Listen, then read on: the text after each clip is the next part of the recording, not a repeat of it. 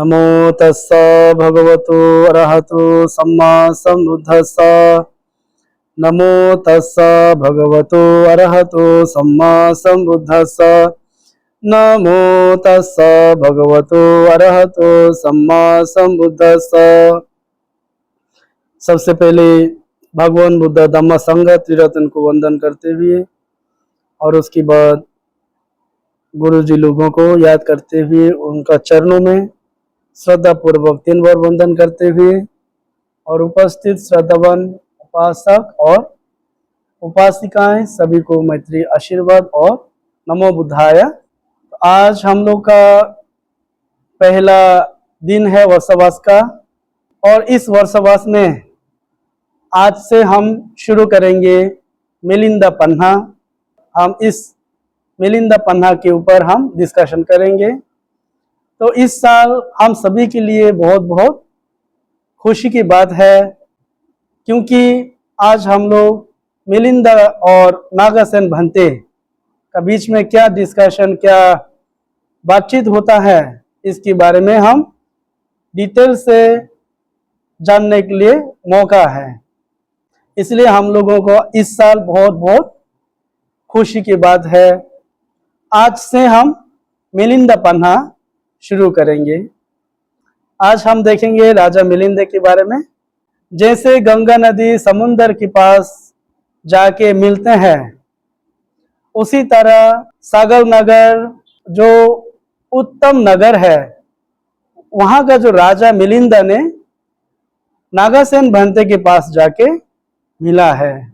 जैसे गंगा नदी समुंदर के पास जाके मिलता है ठीक उसी तरह सागर नगर नामक एक उत्तम जो नगर है वहां का राजा मिलिंद ने नागासेन भंते के पास जाके मिला है। उसमें एक उदाहरण दिया है कि राजा मिलिंद ने भंते नागासेन के पास जाके मिला। नागासेन भंते को लेके एग्जाम्पल दिया है वो किस प्रकार का गुणवान है, वो किस प्रकार का भंते है। वो भंते जो है अंधकार को नाश करने वाले यानी अज्ञान को नाश करने वाले, अंधकार यानी अज्ञान को समझाता है, अज्ञान को नाश करने वाले रोशनी जैसे जो ज्ञान है उसको धारण करने वाले वो नागासेन भंते के पास जाके राजा ने मिला है। और वो राजा मिलिंद ने भंते जी के पास जाके मिला तो मिलने के बाद वो राजा ने भंते जी को काफी सारा विषय के संबंध में प्रश्न पूछे हैं। तो भंते जी ने वो राजा का जो प्रश्न है वो प्रश्न को जो बहुत गंभीर रूप से बहुत ही जो मन को छूने वाले शब्द से बहुत ही अद्भुत और उसके बाद बहुत ही आनंददायक ऐसा प्रश्न का भंते ने उत्तर दिया है। वो उत्तर जो है कहाँ से दिया भंते जी बोलने से अभिधम्मा विनय और सुत्ता से लेके गंभीर शब्द से आंसर दिया है।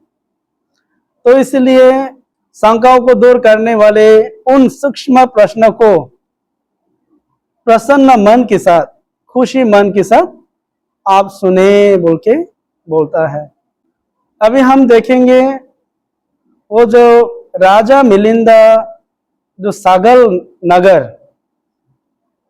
नगर के बारे में हम जानेंगे। ऐसा सुना जाता है कि जैसे सागर नामक जो राज्य है इतना सुंदर है। वो सागर नगर जो है बड़ा बड़ा ऊंचा ऊंचा पहाड़ है, बड़ा बड़ा नदी है और उसमें जो है बहुत ही हाथी है, घोड़ा है, सुंदर सुंदर लोग भी वहां रहता है। और उस कंट्री में जो राजा है राजा मिलिंदा जितना भी जो शत्रु है सबको जो है कंट्रोल करके हरा चुका था। और वो कंट्री जो है इतना जो अमीर है जो है सोना चांदी हीरा मोती से भरपूर है। उस राज्य में जितने भी लोग हैं सभी लोग खुश आनंद और सुखदायक के साथ जीवन बिताते थे। और स्पेशली वो सागल नगर जो है ऐसा एक जगह है जो, वो सागल नगर जो है बिजनेस का मेन सेंटर था। ऐसा था सागल नगर का। उस राज्य में राज करता है मिलिंद राजा। तो वही ये राजा जो है बहुत पावरफुल है, बहुत ही ज्ञानी है। ऐसा ज्ञान था, उनका पूछे हुए जितना भी जो प्रश्न है कोई भी आंसर नहीं दे पाता था। पूरा जम्बूद्वीप में कोई भी उनका प्रश्न का उत्तर नहीं दे सकता था। ऐसा उन ज्ञानी था और ऐसा वो पावरफुल था, जितना भी दुश्मन है ऑलरेडी वो जीत चुका था। मिलिंद राजा का पिछले जन्म को देखेंगे।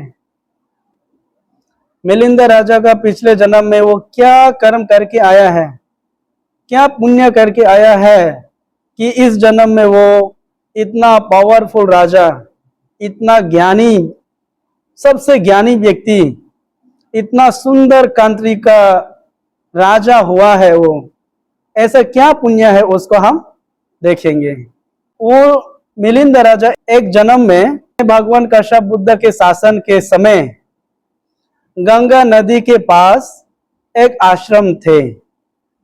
वो आश्रम में एक बड़ा भिक्षु संघ रत्न था। वहां का सबसे सीनियर भिक्षु जो है संघ रत्न भंते जी, वो बहुत मेडिटेशन करता था और वो जो है बहुत ही शीलवान था, शील से संपन्न भिक्षु संघ रत्न भंते जी। और वो जो है क्या करता था, सुबेरे सुबेरे उठ के वो पूरा मंदिर का आंगन चारों तरफ में झाड़ू मारता था। वो भी झाड़ू मारते मारते, झाड़ू मारने के समय झाड़ू मारते मारते वो उसका मन में भगवान बुद्ध का गुणों को याद करते करते झाड़ू मारता था। तो क्या हुआ, एक दिन वो रोज उठता है सुबह, रोज मारता है और रोज पूरा साफ सफाई करता है। तो एक दिन क्या हुआ, वो जो है झाड़ू तो मार लिया, झाड़ू मारने के बाद उसका भी चेला था। तो झाड़ू मारने के बाद वो कचरा को एक जगह में जमा किया। वो कचरा को फेंकने के लिए उसका चेला को बुलाया, बेटा आ जाओ और इस कचरा को फेंको। एक बार बुलाया, कोई आंसर नहीं। दो बार बुलाया, कोई आंसर नहीं। बार बार बुलाने के बाद भी वो उसका चेला जो है कोई रेस्पॉन्ड नहीं दे रहा था।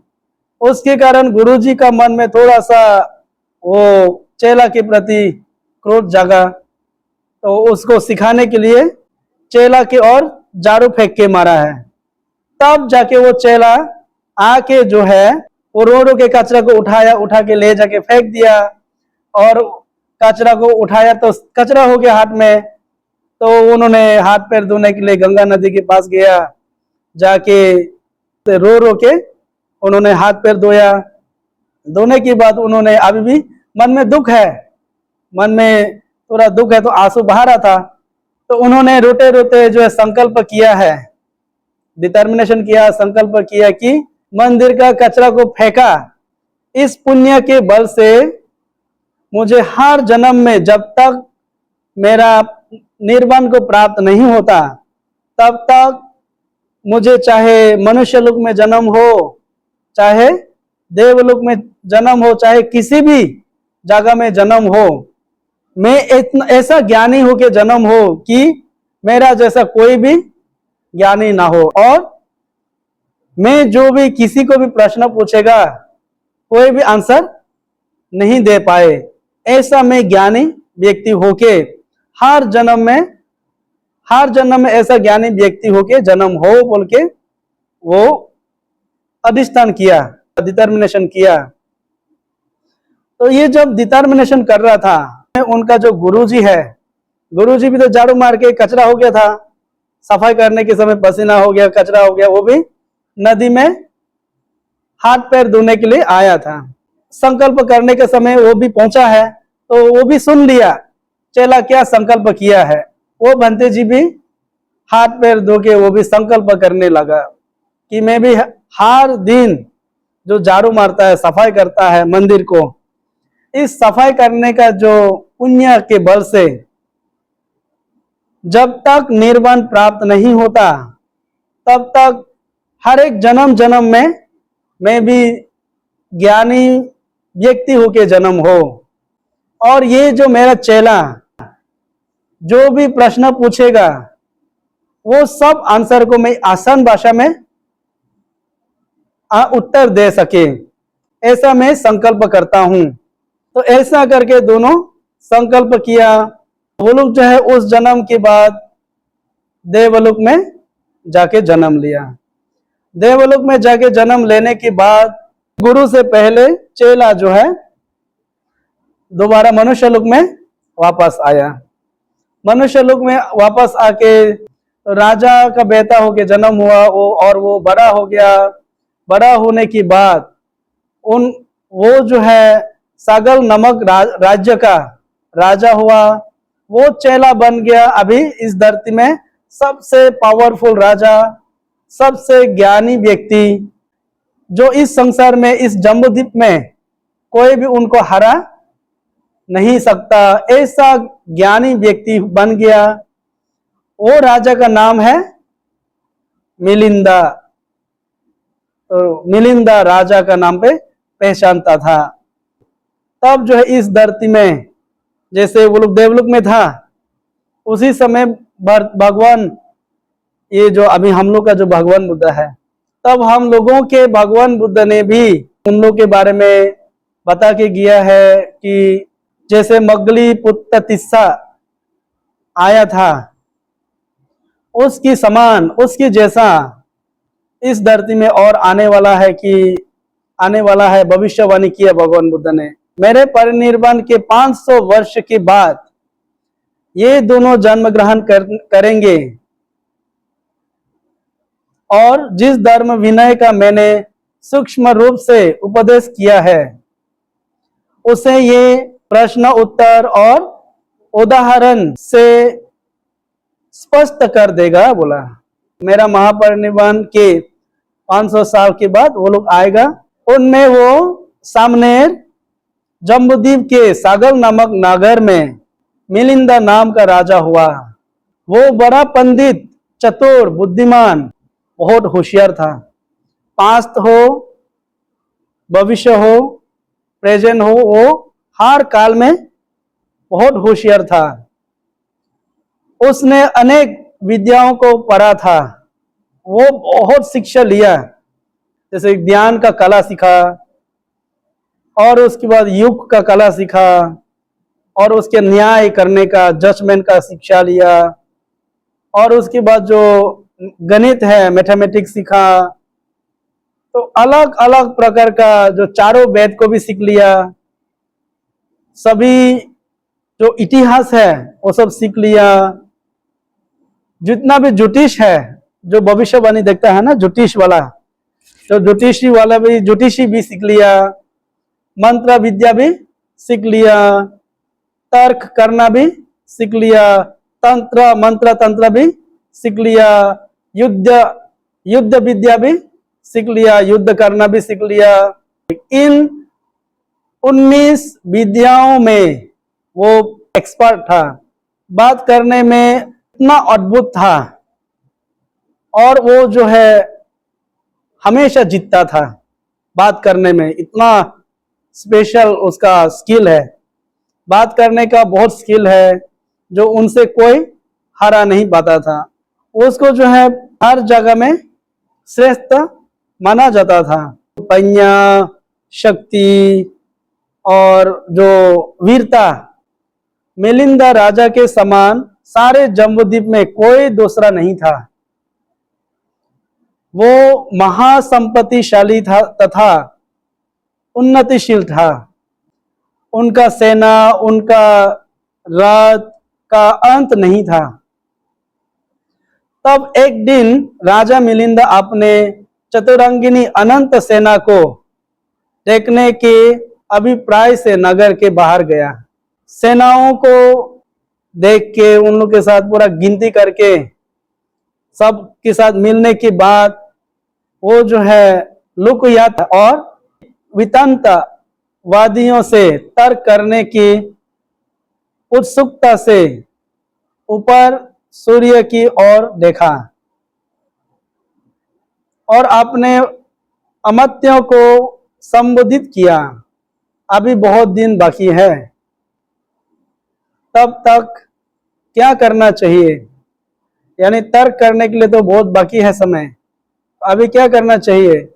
क्या ऐसा कोई पंडित सम्यक बुद्ध के सिद्धांतों को जानने वाला श्रमण ब्राह्मण या गणाचार्य है जिसके साथ मैं नगर में जाकर वार्तालाप करूं, जो मेरी शंकाओं को दूर कर सके। ऐसा कहने पर 500 यावनों ने उसे कहा, हाँ महाराज, ऐसा 6 पंडित है। तो वो 6 पंडित कौन कौन है? पुराना कसपा, मक्खली गोसला, निगंतनाथ पुत्ता, संजय बेलता पुत्ता, अजिता केसा कंबली और काकोदा कच्चयना। वे संघनायक, गणनायक, गणाचार्य है। लोगों में उनका बड़ा सम्मान है। महाराज, आप उनसे पास जाए और अपने शंकाओं को दूर करें। तो इसमें जितना भी हम जो गुरु लोग के 6 गुरु लोग के बारे में बताया था, एक्चुअली ये 6 गुरु जो है भगवान बुद्ध के समय था। तो अभी ये मिलिंद राजा के समय ये लोग का जो परंपरा ही चल रहा है। पुराना कश्यप, मक्खली गोसला, निगंतनाथ पुत्ता, संजय बेलता पुत्ता, अजिता केसा कंबली और काकोदा कच्चयना, ये गुरु जो है जीवित नहीं था, क्योंकि ये सब भगवान बुद्ध के समय था। अभी ये मिलिंदा राजा के समय केवल उनका चेला लोग ही था। तो कल हम लोग देखेंगे ये 6 गुरु लोगों के पास जाके राजा मिलिंदा ने मिलने के बाद उन्होंने क्या पूछा और क्या हुआ, इसके बारे में हम कल चर्चा करेंगे। बोलो साधु।